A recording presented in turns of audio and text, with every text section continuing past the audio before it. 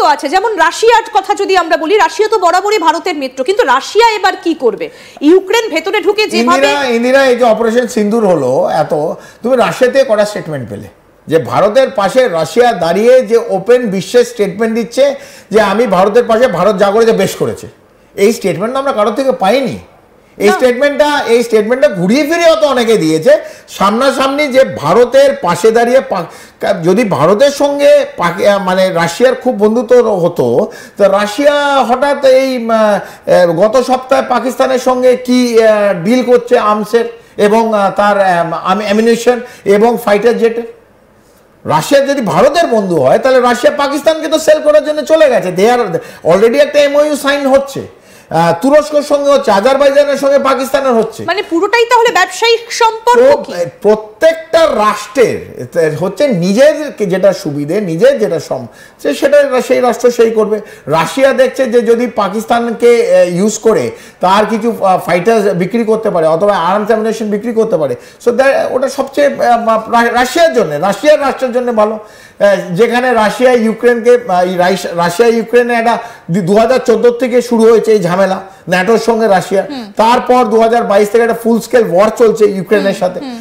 Ukraine একটা বড় আঘাত করলো, আমরা অপেক্ষা করছি রাশিয়া একটা বড় আঘাত করবে। এটা কোন দিকে এই ঘটনা প্রবাহ যাবে এবং এটা একটা কি রূপ নেবে টোটাল বিশ্বে, আমি বলছি না থার্ড ওয়ার্ল্ড ওয়ার হবে, বাট এই যে বিভিন্ন দেশ, যেটা আপনি বলছেন কে কার বন্ধু, there is no permanent friend or enemy in diplomacy, কেউ পার্মানেন্ট। অদ্ভুত জিনিস আমরা গোটা বিশ্বে দেখতে পাচ্ছি যে ইউক্রেনকে পেছন থেকে সাপোর্ট করছে আমেরিকা, জো বাইডেন প্রকাশ্যেই সাপোর্ট করেছে, সেটা আমরা দেখেছি। ট্রাম্প প্রকাশ্যে না করলেও তিনি বলেছেন যে আমেরিকা যদি সাপোর্ট না করতো ইউক্রেন এতদিন যুদ্ধটা চালিয়ে যেতে পারতো না। আবার পাকিস্তানকে পেছন থেকে আমেরিকা সাপোর্ট করছে, অন্তত একজন সাংবাদিকের বক্তব্য আমরা শোনালাম, সেখান থেকে সেটাই মনে হচ্ছে। চীন আবার পাকিস্তানকে সাপোর্ট করছে অদৃশ্যভাবে, তারা এই কথা একবারও বলেনি যে পাকিস্তান যেটা করেছে সেটা ভুল করেছে, তারা প্রমাণের বিষয়ে আবার আশাবাদী। আমেরিকা আবার ঢুকে গেল বাংলাদেশের মধ্যে, রাখাইন প্রদেশ পর্যন্ত একটা করিডর হিউম্যান করিডর করছে তারা, অর্থাৎ একটা মিয়ানমারের সঙ্গে বাংলাদেশের এই মুহূর্তে একটা যুদ্ধকালীন পরিস্থিতি তৈরি হয়ে গেল, কারণ তারা জুনটা সরকারের বিরুদ্ধে যাচ্ছে। সেটা হয়তো যুদ্ধকালীন পরিস্থিতি না শুরু করলেও তারা এই যে বিভিন্ন যাদের রোহিঙ্গা ক্যাম্প থেকে যে রোহিঙ্গাদের যদি নিয়ে যায়, এই প্রথম জানতে হবে যে হিউম্যান করিডোরটা কেন হচ্ছে, এটা কিসের ইন্টারেস্ট, এটাই অনেকে বুঝতে পারছে না। যে এটা এদের নিয়ে আমাদের যে বর্ডার আছে, ভারতের যে 7 সিস্টার্স, তাদের বর্ডারে একটা অশান্ত সৃষ্টি করতে পারে, কারণ এরা আনএমপ্লয়েড ইউথ যারা এই চট্টগ্রামে আছে রোহিঙ্গা, তাদের খাবার দাবার কারা দেয়? এই নয় বাংলাদেশ, আলটিমেটলি দেয় ইউনাইটেড স্টেটস, ইউনাইটেড নেশনের মাধ্যম দিয়ে আসে অথবা বাংলাদেশের মাধ্যম দিয়ে আসে, দিচ্ছে ওই মার্কিন যুক্তরাষ্ট্র। সো প্লেয়ার ইজ মার্কিন যুক্তরাষ্ট্র, তারা সেই খাদ্য মধ্যে দিয়ে তাদের বলবে যে এবারে এসে গুলি চালা, অথবা গিয়ে এই রাখাইনে আরাকান আর্মির সঙ্গে লড়াই কর এবং আরো ওইখানে অশান্ত সৃষ্টি কর। তাতে কি হবে, যে মিলিটারি জুন্তা আছে মায়ানমারে, যেটা চায়না ব্যাকড, তার বিরুদ্ধে মার্কিন যুক্তরাষ্ট্র একটা ওখানে অশান্ত সৃষ্টি করবে, তাহলে কমপ্লিট দক্ষিণ পূর্ব এশিয়া চায়না তাহলে বিব্রত হবে চায়নাকে।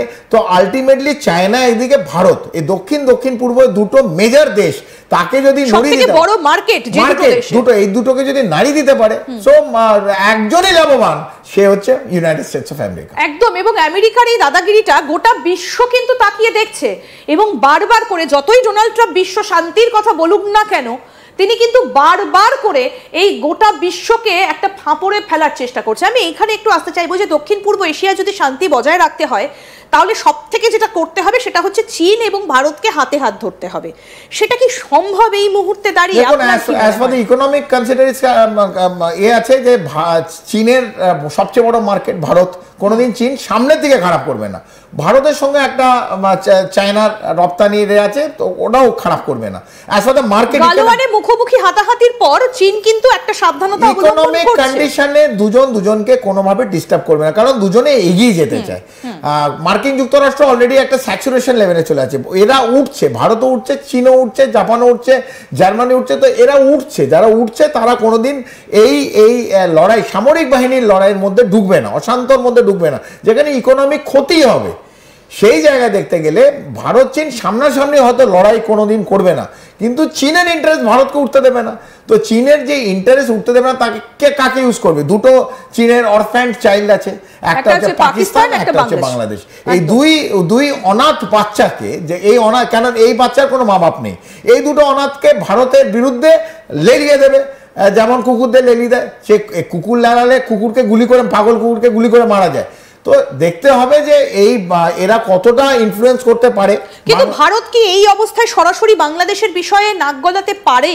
না, ভারত তো গোলাবে না। ভারতকে যদি আঘাত করতে চায়, ভারতের সঙ্গে তো বাংলাদেশের বন্ধুত্ব একটা রিলেশনশিপ ছিল, একটা সৌহার্দ্য রিলেশনশিপ ছিল, সেটা ওরা চায় না। 9 মাসে 10 মাসে মোহাম্মদ ইউনিস অন্তর্বর্তী যেই পাপেট এলো, এই পাপেট বলছি কারণ পাপেট চাইছে না, পাপেটের বাবা যিনি আছেন কোথা থেকে, সেটা মার্কিন যুক্তরাষ্ট্র, চীন, যে কোনো হতে পারে, তারা চায় না বাংলাদেশ ভারতের সঙ্গে একটা বন্ধুত্ব রিলেশনশিপ কন্টিনিউ করুক। সেইটা না করার জন্য যা যা করার এই 10-11 মাস আমরা দেখেছি, আইএসআই এসছে, মৌলবাদী সংগঠনগুলো মাথাচাড়া দিয়ে উঠেছে, জঙ্গি সংগঠনগুলো মাথাচাড়া দিয়ে উঠেছে, এই এবিটির আনসারুল্লাহ বাংলা টিম পশ্চিমবাংলায় ঢুকেছে, আইএসআই স্লিপার সেল পশ্চিমবাংলায় ঢুকছে, 7 সিস্টার্স হচ্ছে, নাশকতা যেদিন খুশি একটা বড় হতে পারে, বারবার আমরা ডিসকাস করেছি।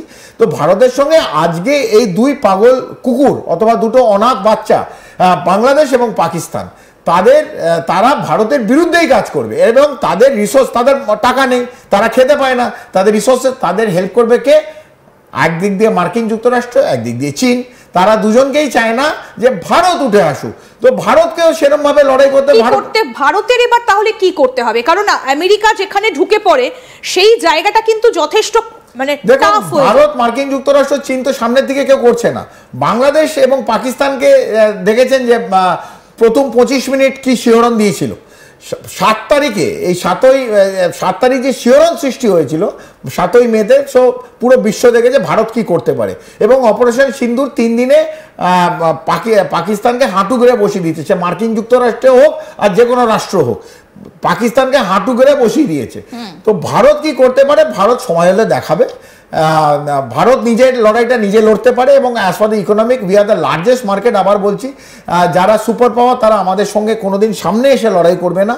মেঘের পেছনে মেঘনাথ বধ যেমন করে, মেঘের পেছনে, তবে কতদূর এই যে অনাথ বাচ্চাদের দিয়ে করবে, অনাথ বাচ্চারা লড়াইটা করতে পারবে কিনা সেটা অনাথ বাচ্চাদের ভেবে নিতে হবে। তাদের খাদ্য দরকার, তাদের ডেভেলপমেন্ট দরকার, না ভারতের সঙ্গে লড়াই দরকার। এই তিনটেতে মাল্টিপল চয়েস তাদের টিক দিতে হবে, এবং তাদের নাগরিকরা বুঝবে ভারতকে যদি কোনো আঘাত করে, ভারতের বিরুদ্ধে যদি কোনোভাবে প্ল্যান করে, চক্রান্ত করে, ভারত তার জবাব ভারত দিতে জানে। বেশ, অর্থাৎ গোটা বিশ্ব জুড়েই একটা যুদ্ধের দামামা যেন বাজতে চলেছে, একটা বারুদের স্তূপের ওপর দাঁড়িয়ে রয়েছে গোটা বিশ্ব। যে কোনো মুহূর্তে একটা বড় কিছু বেঁধে যেতে পারে, সেই আশঙ্কাটা কিন্তু একটা থেকেই যাচ্ছে। কারণ আমেরিকা, চীন, পাকিস্তান, তারা কেউই যে ভারতের এই উন্নতি বা ভারতের উন্নয়ন ভালো চোখে দেখছে না, সেটা কিন্তু এক প্রকার স্পষ্ট।